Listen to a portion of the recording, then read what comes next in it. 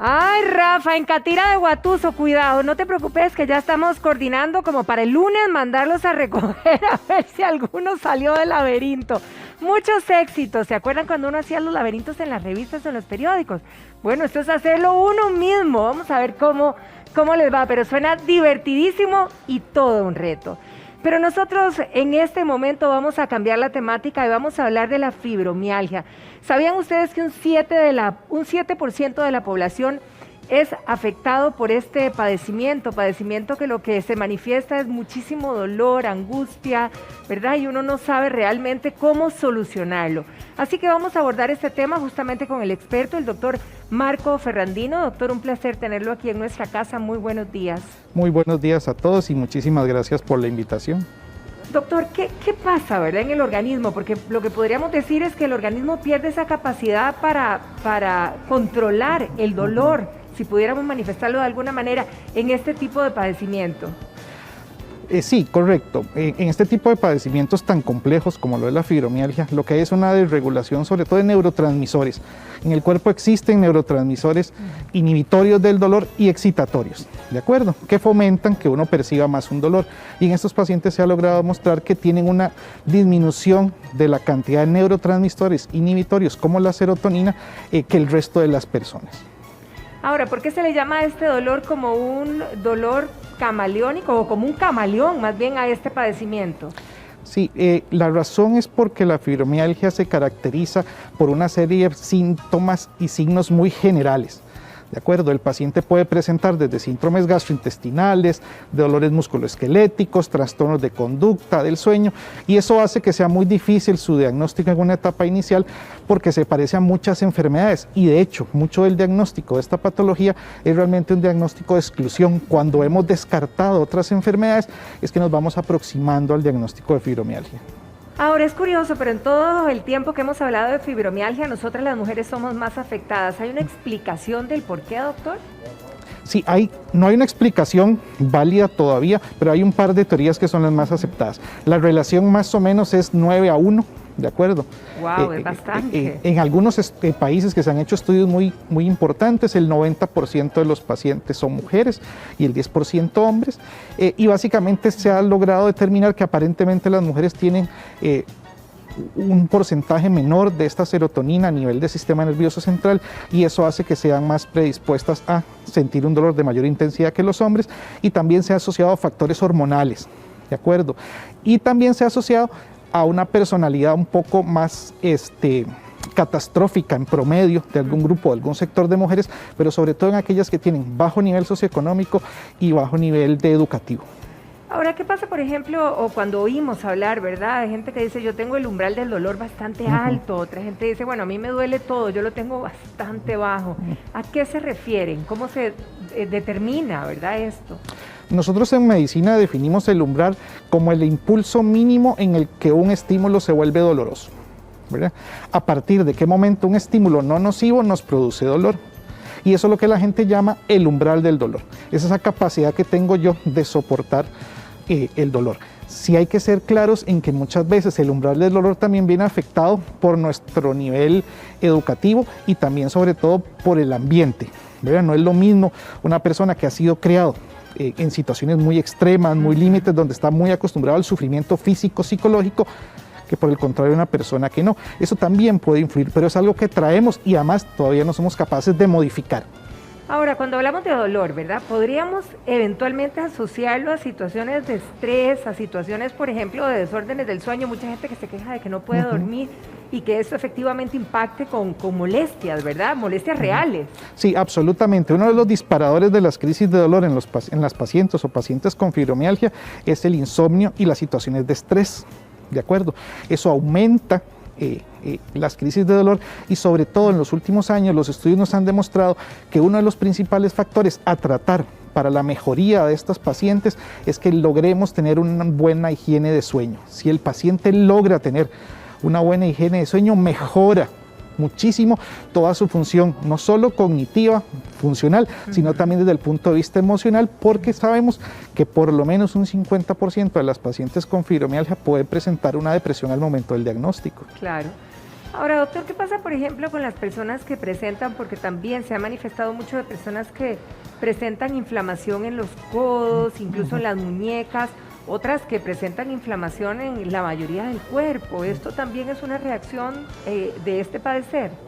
Regularmente los pacientes con fibromialgia no presentan edemas a nivel articular y por eso es importante la valoración de reumatología para descartar enfermedades reumáticas otro tipo de padecimiento, digamos. Y del colágeno, porque se puede mimetizar, como usted bien lo mencionó, es muy camaleónica.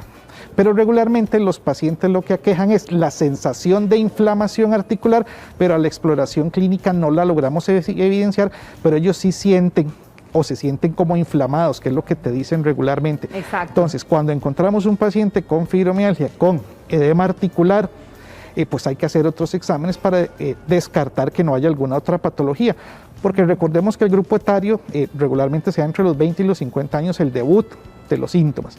Híjole, puede ser en cualquier momento. Puede ser en cualquier momento. Y a partir de los 50 el cuadro tiende a empeorar. Entonces puede ser que coexistan dos enfermedades, una fibromialgia con desgaste de hombro, rodilla, cadera o con algunas otras patologías, porque ya es la edad en la que empiezan a presentarse estas condicionantes. Ahora, doctor, esas situaciones, ¿verdad?, de mucho estrés, colerón, amargazón, ¿verdad? ¿Esas situaciones específicas pueden detonar una crisis en una persona con fibromialgia? Sí, perfectamente. O desencadenar una, quizá. Alteraciones del ánimo, alteraciones del humor, son también acompañantes frecuentes de este tipo de pacientes y además es gente que por el sufrimiento, ¿verdad?, y por tener un dolor crónico y la afectación biopsicosocial de la enfermedad, tiene muy poca tolerancia a las situaciones de estrés. Y a partir de ese momento eso es un desencadenante, no solo de dolor, sino también de cuadros depresivos, ¿verdad?, y de trastornos de conducta inclusive.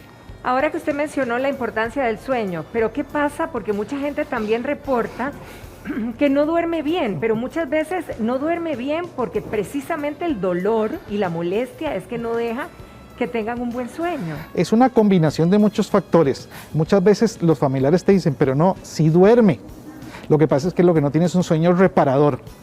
¿De acuerdo? No puede llegar a un nivel de profundidad del sueño en que descanse por el factor de dolor, por el factor de ansiedad, estrés e inclusive por el factor depresivo que puede haber. Ahora, cuando hablamos de fibromialgia, lo hemos repetido muchísimas veces, es un padecimiento crónico con el que nos vamos a llevar toda la vida, ¿verdad? Pero entonces, las situaciones o las crisis se presentan todo el tiempo, son itinerantes o hay gente que permanece con ese dolor constante, doctor? Con un buen tratamiento hay pacientes que logran estabilizar su enfermedad y lo que intentamos es disminuir la intensidad del dolor lo máximo posible y que las crisis sean lo más espaciadas posibles. Pero esto es un factor muy individual de cada paciente. Cada paciente es un universo y un mundo y hay pacientes que, porque podemos farmacológicamente y multidisciplinariamente hacerle un buen tratamiento, pero si los factores externos, trabajo, familia, situación socioeconómica, es un factor de estrés continuo, ahí es un problema para el paciente. Ahora, doctor, ¿cuáles son esas armas? Usted hablaba de tratamientos. ¿Con qué se enfrenta, verdad, la fibromialgia? Dentro de lo que más debemos hacer énfasis nosotros como médicos y todos los que nos dedicamos al tratamiento del dolor y las unidades de dolor y cuidado paliativo, tiene que ver con el tratamiento multidisciplinar. Esto no es el médico como único responsable de este paciente, requiere valoraciones y abordajes de psicología, terapia física, nutrición, enfermería, ¿de acuerdo? Porque es importante ir evaluando. De las herramientas que más éxito se han tenido en estos pacientes es la rehabilitación con terapia, el ejercicio, ¿verdad? La terapia cognitiva conductual con psicología, ¿verdad? La disminución de peso en aquellos pacientes que presenten sobrepeso y en aquellos pacientes refractarios a todo esto, el inicio de tratamiento farmacológico con dos grupos de fármacos que son los que han demostrado mayor eficiencia, que son los antidepresivos inhibidores de recaptación de serotonina y noradrenalina. Como le mencioné, la serotonina la tienen baja, es aumentarla para que tengan mayor resistencia. Y los gabapentinoides que van a ayudar a disminuir la excitabilidad del nervio o el dolor que puede venir secundario a esto.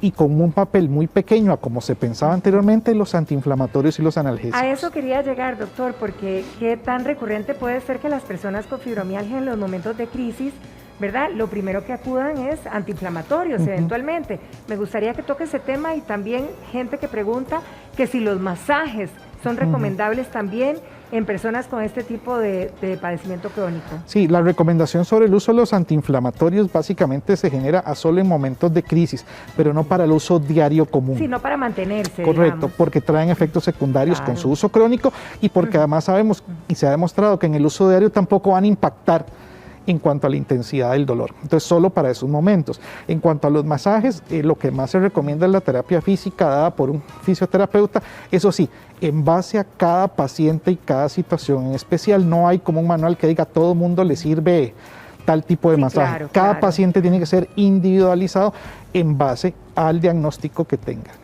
Doctor, si tuviera que darle una buena recomendación, por ejemplo, que alguna televidente nos está viendo en casa que tenga fibromialgia, ¿qué hacer en una eventualidad que tenga una crisis de fibromialgia en casa, verdad, esas tremendas? ¿A qué recurre? ¿Qué es lo primero que debería de hacer? Evidentemente después, pues posteriormente ir con su médico, pero en ese momento. Las recomendaciones en situaciones límite o ¿verdad? En situaciones de crisis, lo primero es intentar calmarse, ¿verdad? Intentar controlar el estrés, la angustia y la ansiedad que le está generando el dolor en ese momento y posteriormente, si ya tiene un control farmacológico, muchas veces el médico le ha prescrito fármacos, como los hablamos, como los antiinflamatorios, para el momento de crisis. Es una práctica común que nosotros hacemos porque sabemos que van a suceder. Deberíamos llamar a alguien. Y deberíamos contactar con nuestro médico tratante de ser posible para recibir atención, porque muchas de estas crisis realmente tienden a ser muy severas y no solo se acompaña de dolor, sino de contracturas musculares que va a ser muy difícil controlar en casa. Ahora, doctor, cuando hablamos de fibromialgia, ¿hay carga genética en esto? Es decir, si yo la padezco, mis hijos pudieran tener la posibilidad de padecerla. Hay mayor probabilidad de que los hijos o hijas de pacientes con fibromialgia tengan fibromialgia que la población general que no la tenga. Si hay un componente familiar hereditario, no tan fuerte, todavía no desconocemos cuál es el gen que media esto, pero sí se ha visto algún grado de penetrancia genética en la fibromialgia. Bien, doctor Fernandino, muchísimas gracias por haber venido a compartir con nosotros de todo esto, nos queda bastante claro y verdad, a buscar la ayuda en el momento preciso. Doctor, muchísimas gracias. No, muchísimas gracias por la invitación y un saludo a todos los televidentes en sus hogares. Feliz día para usted y nosotros continuamos.